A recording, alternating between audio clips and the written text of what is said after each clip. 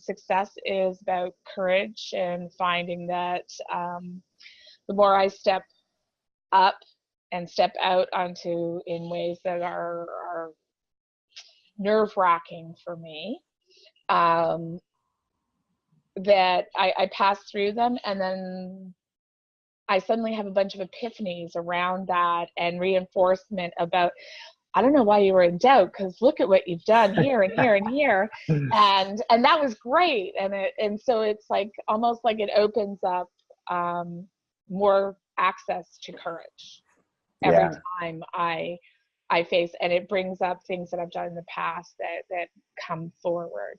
And and particularly I loved what you said about getting something out and getting feedback. Yeah.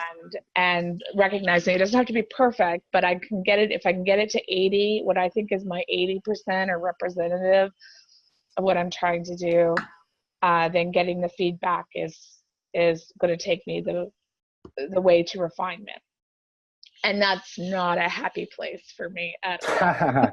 Well, I was just going to say, like, we said it on the last call, but to hear you just say that out loud already tells me how far you've come from the time that we started on all of this, because there was a lot of things going on in your mind about what you should or shouldn't be doing. And it's still there, right? Like Jason mentioned that he chatted with you yesterday about the audience and all that kind of stuff. So there's still some things to work through, but taking the leap is the hardest part. I always just remind, like, if we think about, whenever I think about that, the analogy that comes up for me is like, as a kid, I remember my parents put me in swimming lessons 5 times before I got in the pool. Like 5 different sets of swimming lessons. So like 20 times we went to the pool and I never jumped in once. And then as soon as you do, you realize that it's not so bad. It's actually kind of fun, But just taking the leap is the first step. So you've already done that. And that's awesome. Yeah. And even just, reaching out to Jason to say, hey, I'm like 700, I'm more than 50% way through this list, and this list isn't measuring up to who I think we need. Yeah. And even just doing that was a nerve-wracking kind of thing. What, asking that or mentioning it? Yeah. Getting emotional. Asking for what I need. Yeah. That's a hard thing for me. Isn't it funny?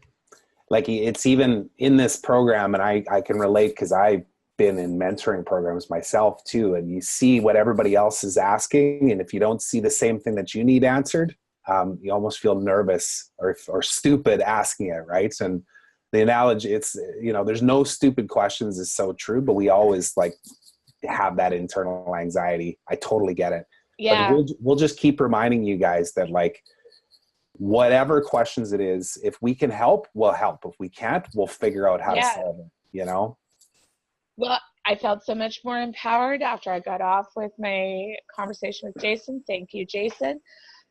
Because yesterday was also related to my challenge, which is I had a really weird and bizarre conversation with the Chamber of Commerce, who I'm doing these co-partnership with. And, everything that had been in place, which was a survey, an article, and a workshop, all of a sudden, all the balls went up in the air. Yeah. And I don't know what's happening. And I don't know if anything's happening. And then they took away the person who I was working with. They've substituted somebody else. They canceled meetings. They didn't do anything, no communication in advance. It was all just, I saw meetings getting canceled. And when I followed up, that's when I learned. So it was like, all of a sudden, my head was just like, yeah. And I felt my mood and my everything just sort of come right down. And then after my conversation with Jason, one, we talked about the list. 2, we talked about what was going on, and a plan B. And there are still some wheels that are kind of open to changes. But I woke up this morning feeling like, yep, bring it. We can face it. We'll deal. Yeah. Whatever it is, plan A, plan B, we're got it.